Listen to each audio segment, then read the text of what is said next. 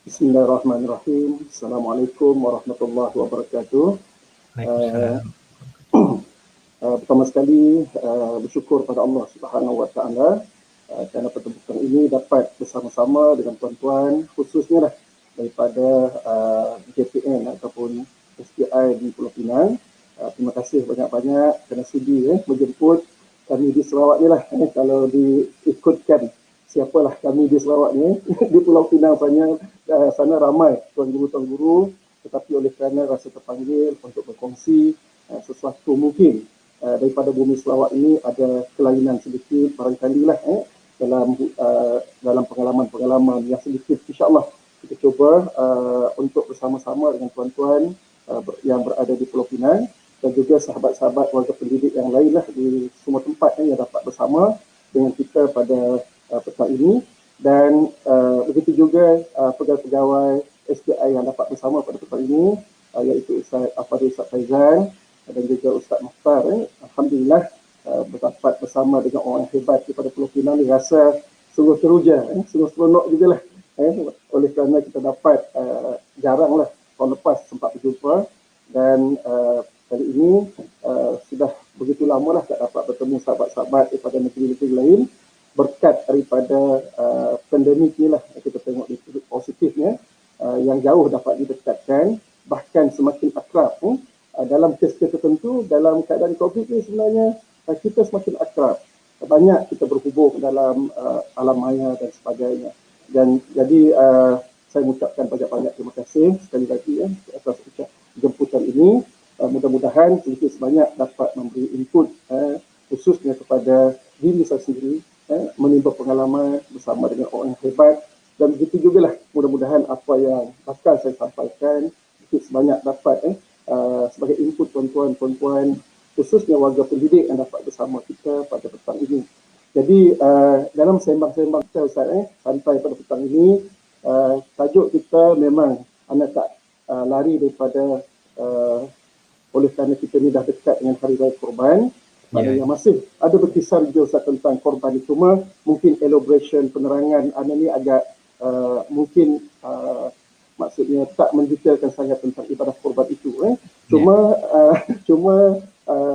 sempat jugalah bersama 2 hari ini mendengar daripada siaran ini berkenaan dengan pengisian-pengisiannya, maknanya sudah dihuraikan apakah maksud korban dari sudut falsafahnya, dari sudut hikmah-hikmahnya kan. Maknanya benda-benda tu kita dengar, cuma anda nak ulang sedikit untuk petang ini, iaitu kita yang melakukan ibadat, bukan saja ibadat korban sebenarnya, bukan saja ibadat korban, bahkan ibadat-ibadat yang lain. Kalau kita melaksanakan sesuatu ibadat, bukan kita hanya melakukan dari segi ritual, hanya beranggapan itu sebagai orang lain buat, kita buat. Ataupun orang melakukan korban, kita melakukan korban. Apatah lagi, korban ini sudah kita nampak, sudah kita tengok, masyarakat kita mengamalkannya sejak daripada kita kecil lagi. Bahkan sejak kita tahu tentang dunia ni, kita dah tengok dah masyarakat kita melaksanakan ibadat-ibadat korban. Cuma kita mengingatkan diri kita dan juga kita mengingatkan semua kita lah, baik yang berkorban, baik yang membantu korban dan sesiapa sahaja umat Islam yang bila masuk Hari Raya Korban ni, kita kena melakukan, bagi yang khusus beribadat korban itu sendiri, kita kena meletakkan bahawa kita melaksanakan ibadat korban ini dengan penuh kefahaman, dengan penuh penghayatan, supaya ianya bukan berlalu begitu sahaja, bahkan ianya akan memberi kesan yang mendalam dalam jiwa kita. Anda suka nak sebut, bila kita sebut begitu, kita kembali kepada niat. Anda nak ulas yang pertama ni bab niat dululah, tapi dalam konteks yang agak berbeza, iaitu pertama sekali mesti kita melaksanakan ibadat ini kerana Allah Subhanahu Wa Taala. Itu niat yang pertama. Cuma anda teringat pesan ulama, pesan-pesan ulama kita.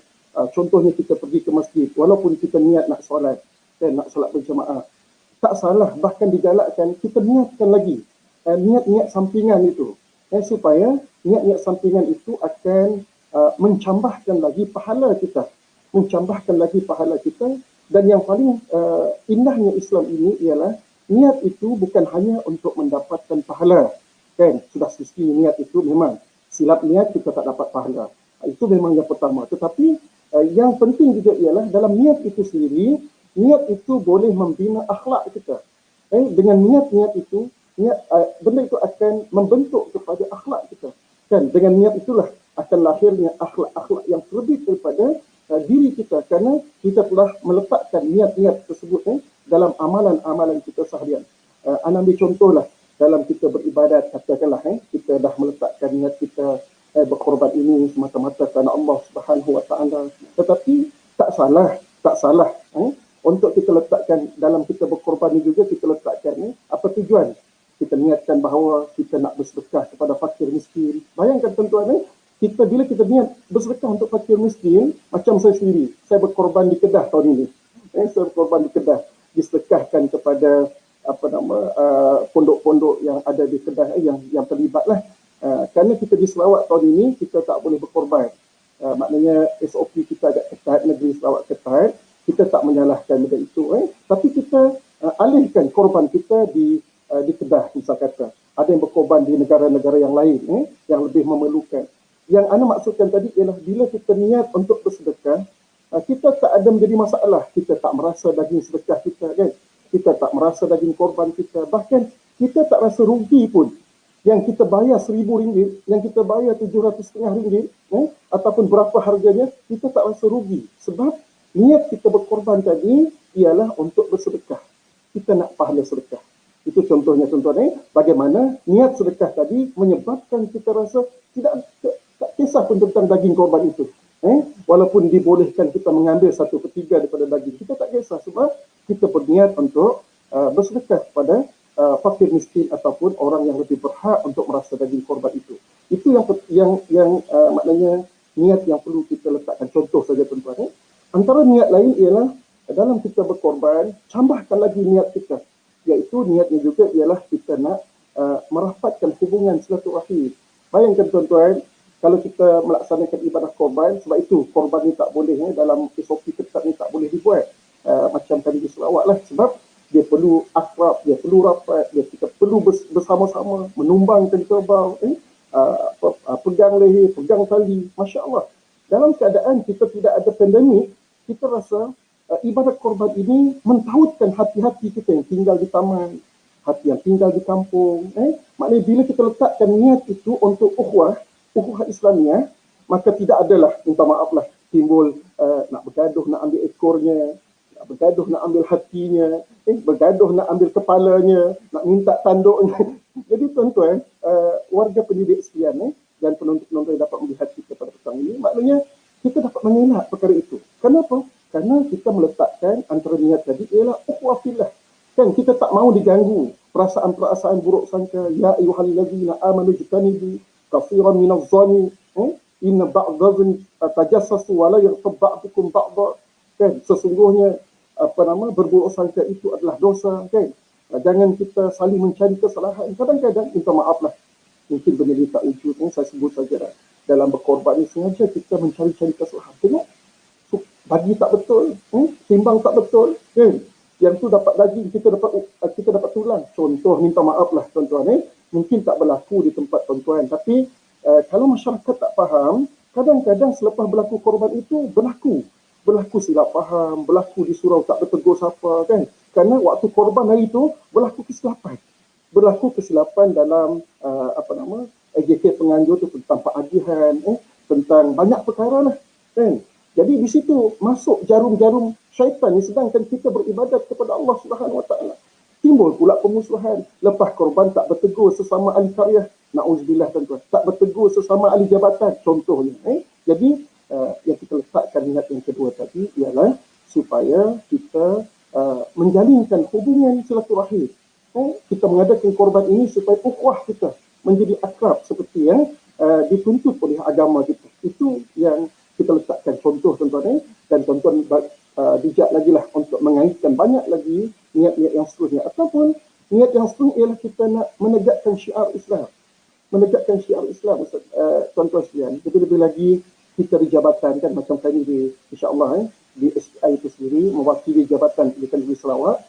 Setiap tahun kita mengadakan ada kandang kerbau lagi di dekat JPN tu. Maknanya bila kita buat benda ni, semua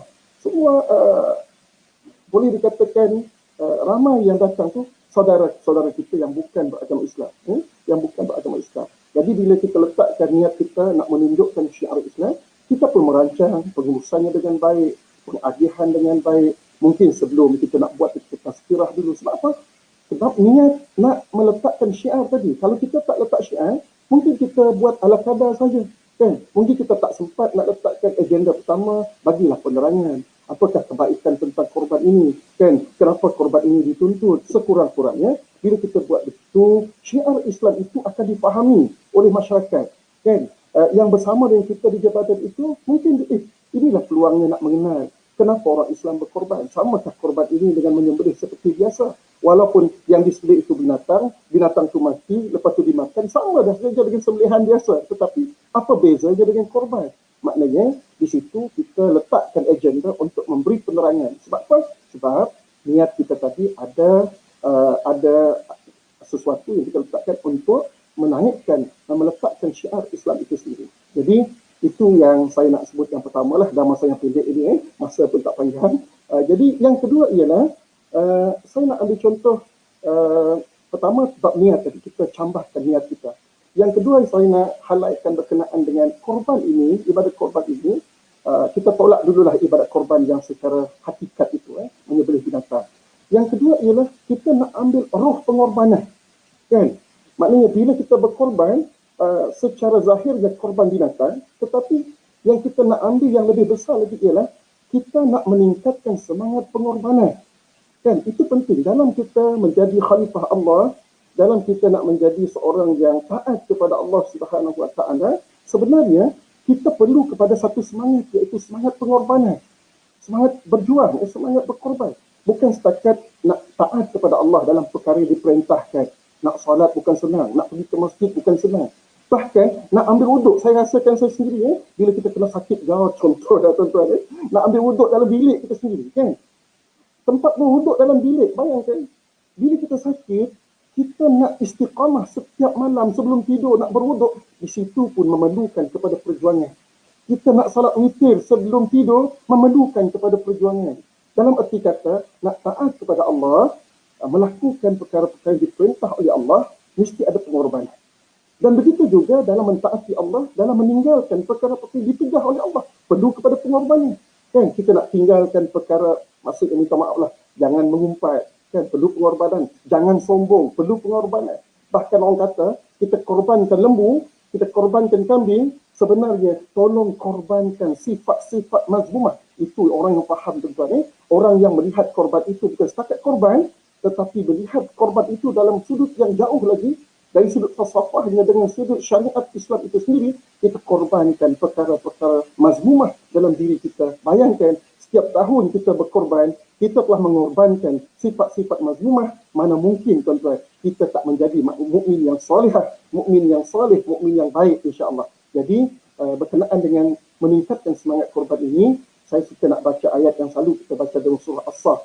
Ya ayyuhallazina amanu hal adullukum ala tijaratin tunjikum min azabin alim tu'minuna billah wa tujahiduna fi sabilillah bi amwalikum wa anfusikum zalikum khairul lakum in kuntum ta'lamun. Secara ringkasnya, tuan-tuan, dalam keadaan kita nak selamat daripada azab api neraka Allah Subhanahu Wa Taala, kita kena menjadi seorang beriman kepada Allah. Kan? Yang sebenarnya kata Allah Subhanahu Wa Taala, wa tujahiduna fi sabilillah bi amwalikum wa anfusikum.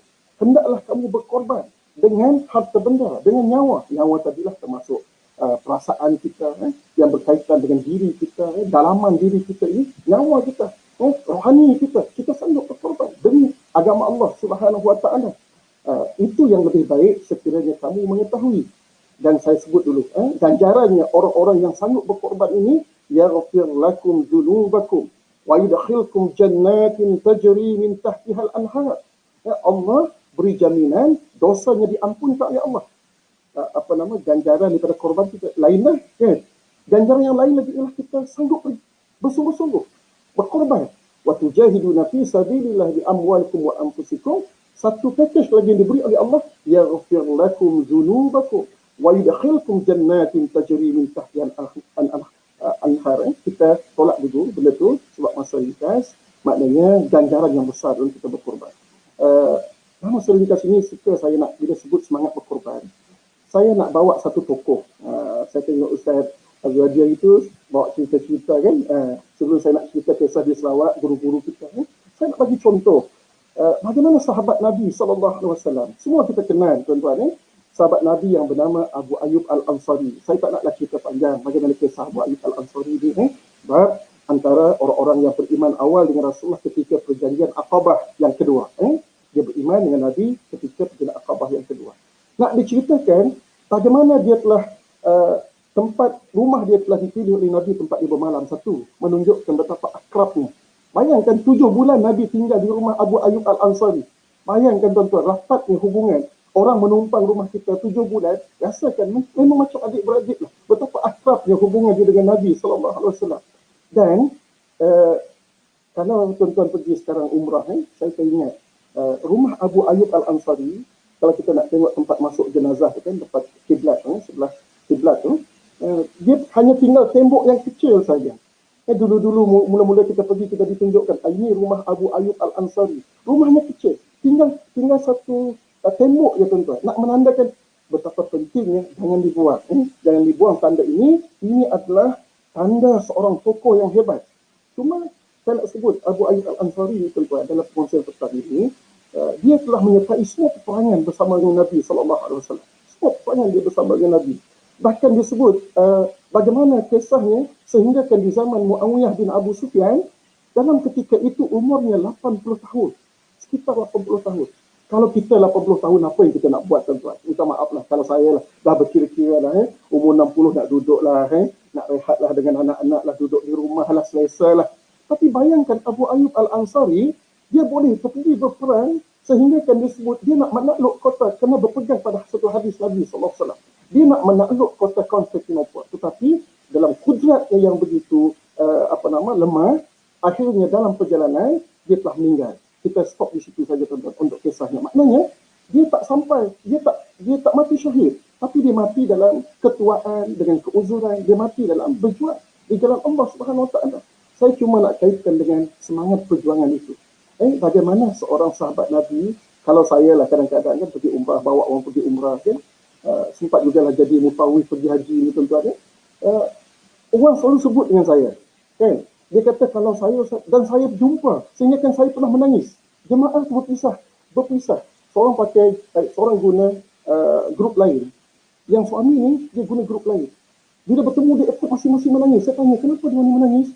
Sebenarnya Ustaz, suami dia pergi, dia kena bersama isteri, sebab dia nak mati di Mekah ataupun nak mati di Madinah. Kan? Dia nak mati, memanglah niat tu bagus. Bukan kita tak kata benda tu tak elok. Tapi dalam konsep kita, mentaati Nabi SAW, kan? Tak semestinya semua kita nak memilih kematian kita berada di Mekah dan di Madinah. Bagi saya lah, minta maaf lah kalau ada yang tak setuju begitu. Memang kalau kita pergi, kita mati, Alhamdulillah kita mati di Baqi', maknanya kita Alhamdulillah dapat ganjaran-ganjaran. Betul. Tapi kalau kita nak terus berhasrat tinggal di sana, tak nak balik dah kerana nak mendapatkan pahala di Masjidil Haram, nak dapat pahala di Masjid Nabawi, saya rasa tak betul dengan konsep Islam itu. Sebab apa? Kalau kita fikir dengan apa yang telah dilalui oleh Abu Ayyub Al-Ansari ini, kenapa Abu Ayyub sanggup pergi berjuang sampai ke Konstantinopel, sekarang ni bandar yang disebut sebagai bandar Turki lah, Istanbul lah. Jenazahnya ataupun makamnya berada di Istanbul. Kenapa dia sanggup memilih hidupnya mati di Istanbul? Kenapa dia sebagai seorang sahabat yang pernah berjasa kepada Nabi SAW tak minta kalau aku mati nanti pastikan jenazah aku akan dikuburkan di Baqi'? Tuan-tuan, puan-puan, muslim-muslimat, warga pendidik, hari ini sebenarnya saya nak ungkitkan benda ini kerana Alhamdulillah kalau kita mati di tanah haram, itu satu perkara. Yang silap faham lah, bukan saya tolak benda itu. Tetapi dari sudut yang lain, mentaati Nabi, mentaati Rasul. Cuba dengar apa yang telah disebut oleh Nabi dalam khutbah terakhir Nabi SAW. Ada disebut oleh Nabi, tolong habarkan sesiapa yang tidak berdengar. Tolong habarkan kepada yang tidak ada di sini. Sebab itu sahabat-sahabat Nabi bertebaran ke seluruh dunia. Sebab itu sahabat Nabi, bila habis Nabi wafat, masing-masing pergi. Tidak ada di Mekah, tidak ada di Madinah.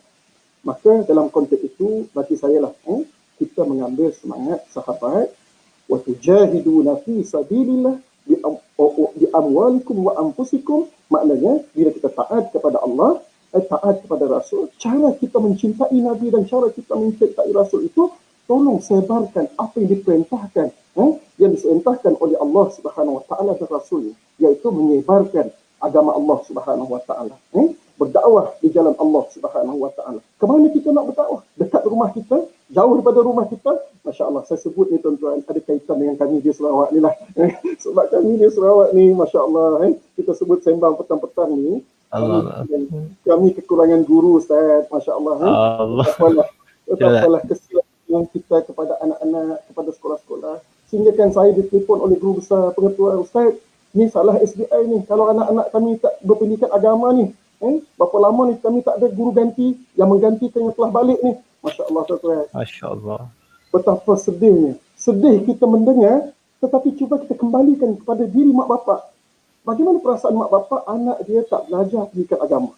Bagaimana anak-anak yang kita fikirkan yang jauh daripada curahan ilmu para alim ulama ini, jauh di pedalaman-pedalaman macam Ustaz Mukhtar tadi dah, yang pernah berpengalaman mengajar di Song, Ustaz tahulah macam mana di Song tu, di kawasan Sibu atau di kawasan Kapit, tahulah suasananya macam mana. Bayangkan anak-anak kita yang beragama Islam ni tak ada orang nak mengajar. Masya Allah. Sebab tu saya nak kaitkan bila disebut Abu Ayyub Al-Ansari tadi, saya kembali kepada kerja buat kita sebagai guru. Minta maaf, saya sebut kerja buat kita sebagai guru. Oleh kerana yang melihat kita, yang menonton kita pada petang ini, kebanyakan kita adalah warga pendidik. Saya nak sebut tuan-tuan, Masya Allah, ada beberapa perkara yang saya rasakan sungguh takjub. Bila kita katakan dikaitkan dengan Mus'ab Abu Ayyub Al-Ansari, apa kurangnya guru-guru kita? Minta maaf, bukan saya kata kita setanding dengan sahabat, minta maaf, jauh kita jauh kita dengan sahabat. Saya nak sebut dari sudut semangat pengorbanan itu. Maknanya bayangkan, saya pernah berjumpa dengan seorang guru daripada Selangor. Dia pernah datang, dia antara yang terawal datang dalam posting guru-guru Semenanjung pada tahun 78. Bayangkan Ustaz, tahun 78. Saya pada waktu itu baru berjadual. Nak pergi ke kampung saya, walaupun Betong ni dekat saja, dalam 5 jam lah. Kalau sini dekat je 5 jam tu,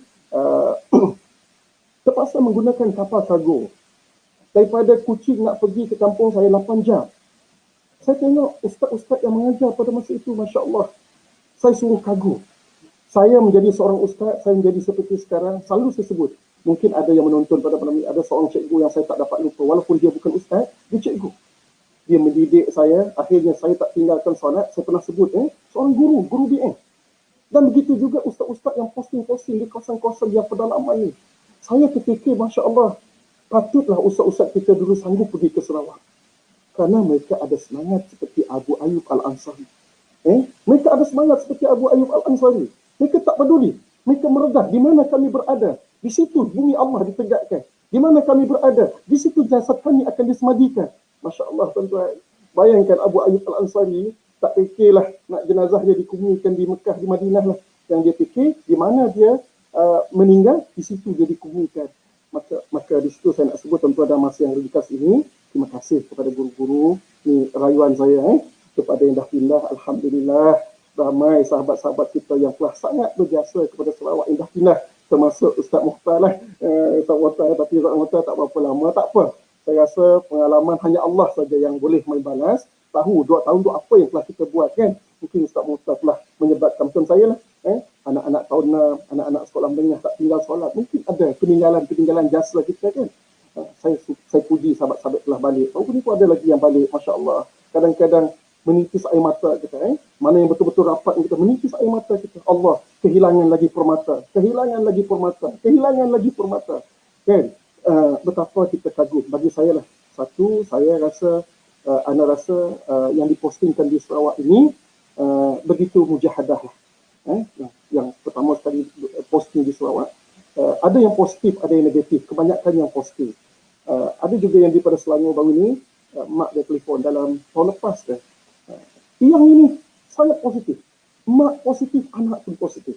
Dia tanya kepada saya, Ustaz, minta tunjukkan di mana anak saya positif. Dia nak bercakap dengan saya, dia nak saya tunjukkan di mana anak dia positif. Maknanya macam mana perjalanan, macam mana cara nak pergi, siapa yang boleh dikontak. Dan bila bercakap dengan anak, dengar pendapat anak pula, anak tu memang excited, memang bersungguh-sungguh nak jadi guru. Tak takut walaupun dengar begitu. Yang tu sampai sekarang pun, minta maaf, walaupun mak dia boleh akses dengan saya, tapi tak pernah pun nak memberitahu apa masalah anak. Saya anggap macam tak ada masalah lah. Siap dia lelaki dan ustaz, saya anggap tak ada masalah lah. Memang tak pernah pun ada komplain-komplain. Tak ada ada masalah. Tak ada, dia tak ada. Mak ini sangat tabah. Sebab dia hantar anak dia untuk berjuang. Dia hantar anak dia ialah untuk menaburkan jasa. Dan kebaikannya nanti akan pulang kepada ibu bapa itu sendiri. Kan? Jadi itu yang positif. Ada juga yang negatif, kita maaflah dalam frasa guru-guru yang posting lah. Yang pertama saya yang tentang posting ni lah. Kan? Sebab yang mendengar ni pun akan ada bakal-bakal anak-anak pergi ke Sarawak kan, pergi ke Sabah, pergi je lah insyaAllah.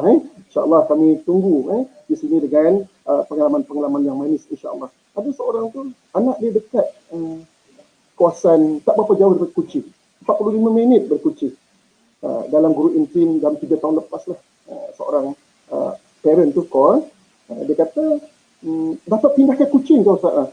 Anak dia baru dipostingkan kan 45 minit. Saya kata kalau naik kenderaan, kalau dia ada kereta, kalau tumpang kawan, 45 minit sampai ke airport Kuching. Dia nak minta juga di Kuching. Tak boleh Encik, tak boleh sebab ni dah diaturkan dan tempat tu memang dah set dah. Dah keluar dah surat tawaran, tak boleh. Memang tak boleh. Kalau tentu saya tak benarkan anak saya posting. Terus tak datang tuan-tuan. Itu yang Allah Muhammad. Ada juga yang begitu.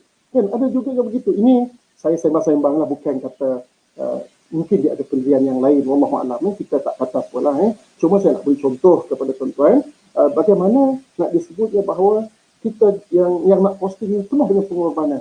Mudah-mudahan yang masih berada di Sarawak, mudah-mudahan yang bakal lagi lepas ni akan ada pengambilan lagi ni, maknanya akan ada pengambilan lagi ni, guru yang disebut-sebut baru ni kan, Julai ni, insyaAllah akan datang ramai lagi. Jadi tanamlah semangat yang kita sebut tadi, iaitu semangat Abu Ayyub Al-Ansari, insyaAllah.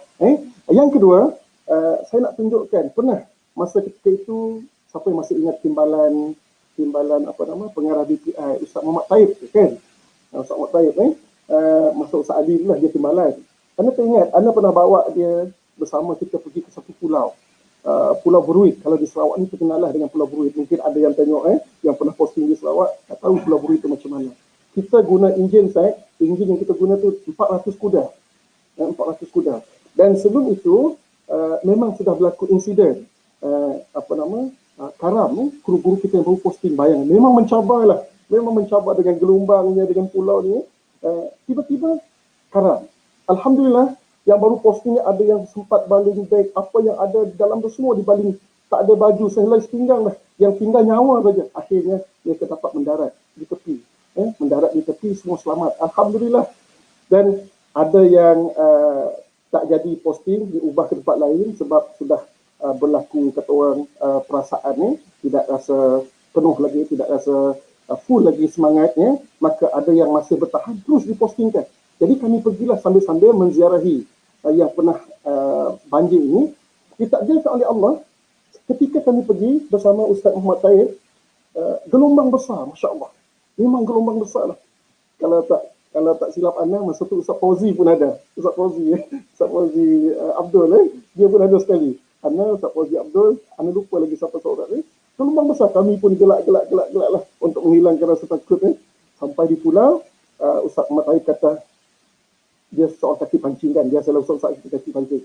Kalau dalam keadaan begitu, dia larang lah, jangan bergurau-gurau macam tu. kita senyap lah kan. Dia beri nasihat, jangan gelak-gelak macam tu lah. Maknanya fokus lah. Maknanya memang gelombang besar. Dan menjadi satu hikmahnya, tengah perjalanan itu, kita jumpa satu bot. Kapal layar. Allah takdirkan sehingga kan saya jadikan contoh berkali-kali. Bila kita datang, belum sampai ke pulau itu, kita jumpa satu kapal layar yang mana di dalam tu Mak Saleh. Dia berdiri seorang-seorang. Dengan tidak berbaju, dia berdiri di depan kita. Daripada muara Sungai Rajang, nak masuk ke muara sungai itu, nak pergi terus sampai ke Seriti. Kita tadi nak keluar pada muara, nak pergi ke pulau. Dia masuk ke muara daripada laut. Anda terfikir, kita ni nak memantau Jacob. Kita ni nak bertemu dengan guru-guru agama. Dengan penuh perasaan, ya Allah, matilah kan. Yang Mak Saleh tadi, daripada laut yang samudra yang sangat luas itu, mungkin tak ada perasaan gentar. Dia sanggup pergi. Itu yang saya kadang-kadang kata, Mak Saleh, wallahualam, dia tak ada akidah macam kita, kan? Dia tak ada pegangan macam kita, tetapi dia sanggup berjuang. Kenapa? Wallahualam, saya tak tahu kenapa. Apa yang dia perjuangkan, apa yang dia korbankan. Tapi kita berkorban kerana satu ialah tak apalah kita mencari rezeki kerana Allah Subhanahu Wa Taala. Dalam keadaan kita ikhlas nak menyampaikan ajaran Islam kepada anak-anak kita, kan? Maknanya kalau kita mati, insya-Allah mati kita dalam keadaan mati yang berjuang di jalan Allah Subhanahu Wa Taala. Yaghfir lakum dzunubakum wa yadkhilkum jannatin tajri min tahtiha al-anhar. Mudah-mudahan itu yang kita harapkan. Sikit lagi Sarah. Yang kedua, yang ketiga ialah dari sudut menyebarkan ilmu. Saya teringat dengan falaula nafara min firqatin minhum ta'ifah liyatafaqahu fid din wal yunziru qaumahum idza raja'u ilaihi. Ini pun menjadi semangat kepada kita guru-guru. Kan? Bagi saya lah ayat ini menjadi semangat kepada kita bahawa kita perlu berjuang. Kan? Dalam ayat ini Allah sebut jangan semua kita pergi berperang dalam keadaan perang. Bayangkan, dalam keadaan perang Allah sebut jangan semua pergi berperang.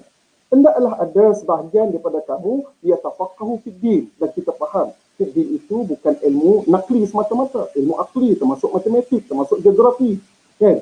Maknanya untuk agama itu kena ada orang yang memperdalamkannya, belajar. Bukan semua pergi berperang, takut semua nanti pergi berperang.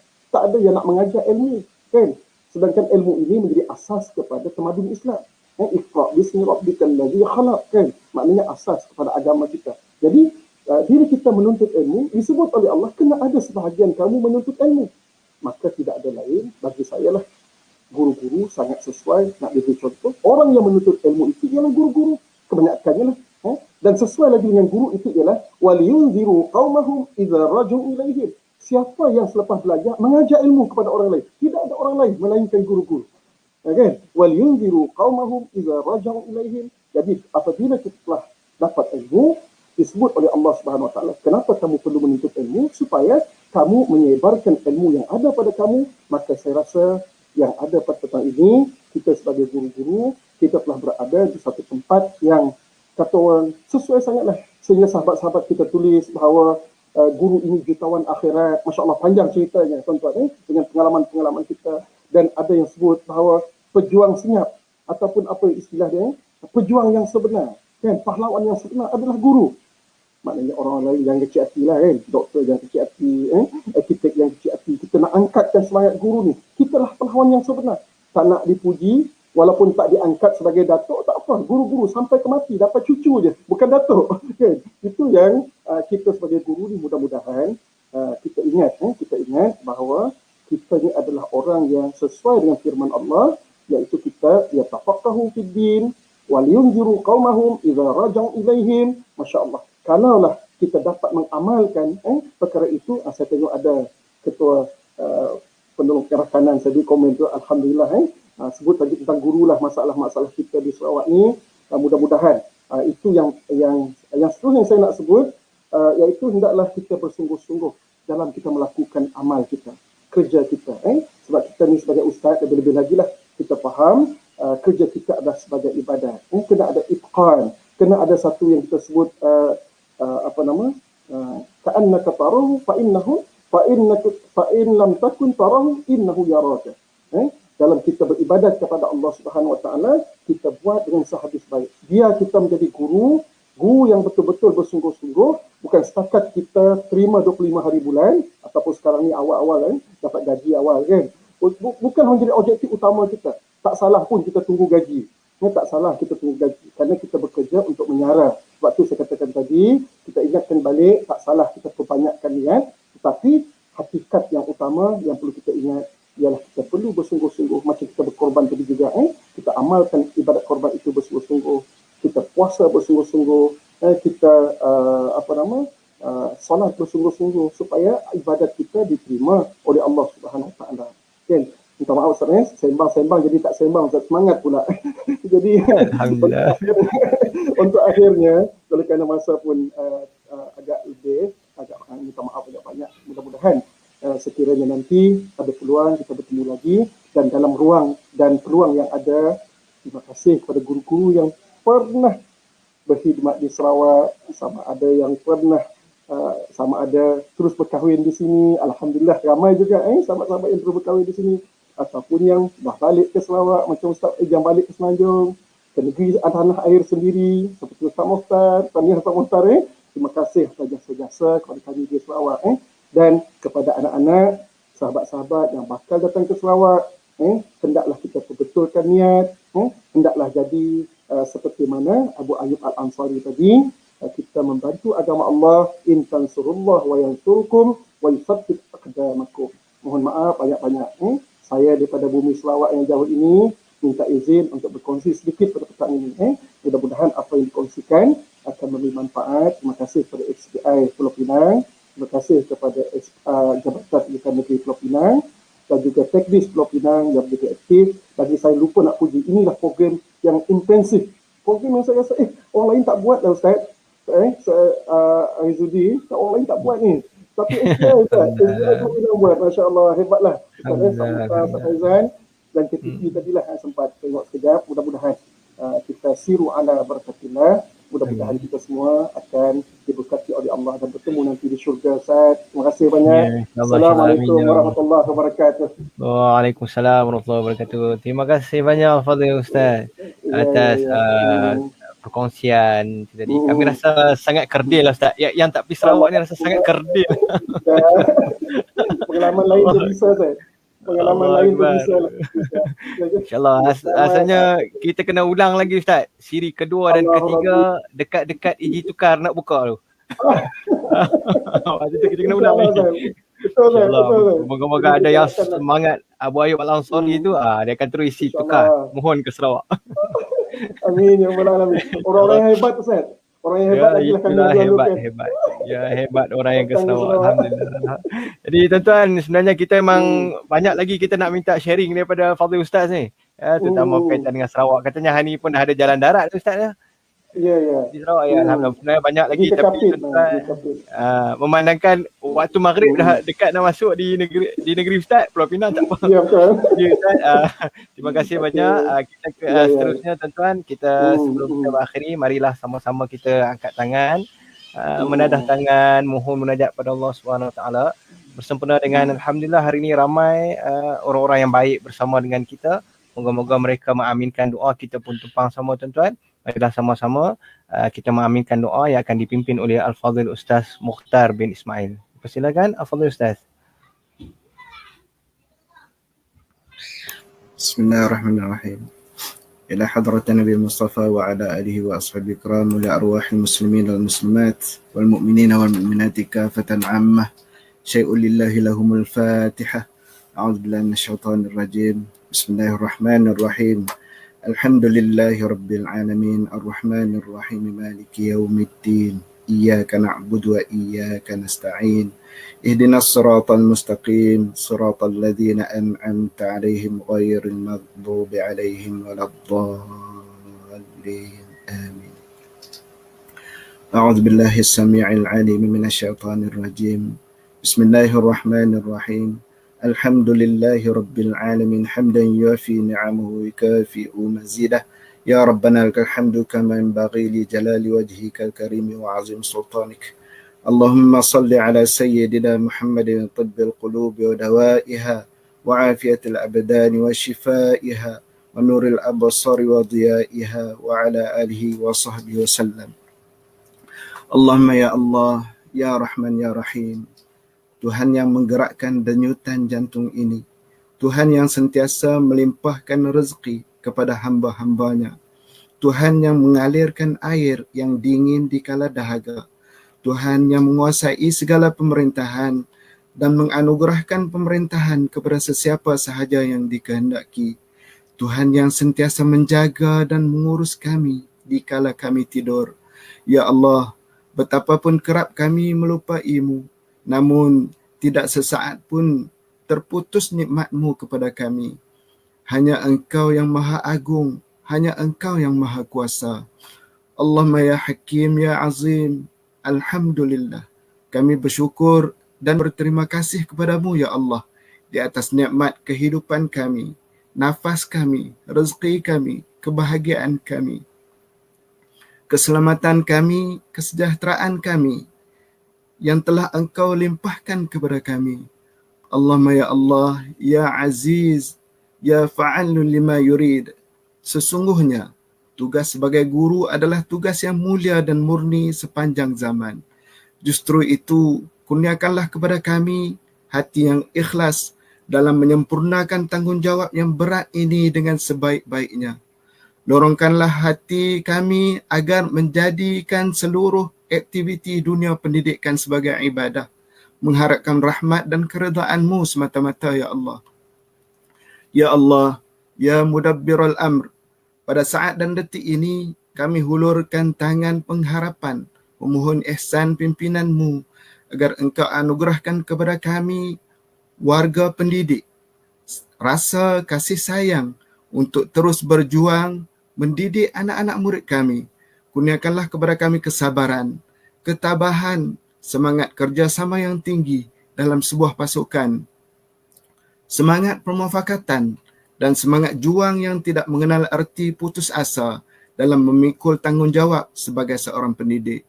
Ya Allah, ya Ghaffar, ampuni dosa kami, dosa kedua-dua ibu bapa kami, dosa pasangan hidup kami, dosa anak-anak kami, dosa anak-anak murid kami, dosa kaum keluarga kami, dosa guru-guru kami, dosa sahabat-sahabat kami, dosa pemimpin-pemimpin kami, serta sekalian muslimin dan muslimat di mana sahaja mereka berada, sama ada yang masih hidup ataupun yang telah meninggal dunia.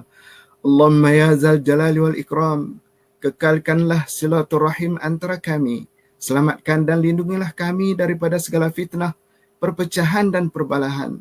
Jauhilah kami daripada bala bencana, wabak penyakit, perlakuan keji dan mungkar, segala kepayahan dan dugaan yang zahir dan yang tersembunyi. Ya Allah, selamatkan negara kami ini khususnya dan negara umat Islam amnya daripada bencana-bencana tersebut. Sesungguhnya Engkau Maha berkuasa atas segala-galanya dan Engkau yang selayaknya memberi perkenan. Allahumma inna na'udzubika minal baras wal jununi wal juzam wa min sayyi'il asqam. Allahumma ja'al jam'ana hadha jam'an marhuma wa tafarruqana min ba'dihi tafarruqan ma'suma. Rabbana atina fid dunya hasanah wa fil akhirati hasanatan wa qina adzaban nar. Wa sallallahu ala sayyidina Muhammadin wa ala alihi wa sahbihi ajma'in. Walhamdulillahi rabbil alamin. Taqabbalallahu minkum. Minkum minna minkum taqabbal ya karim.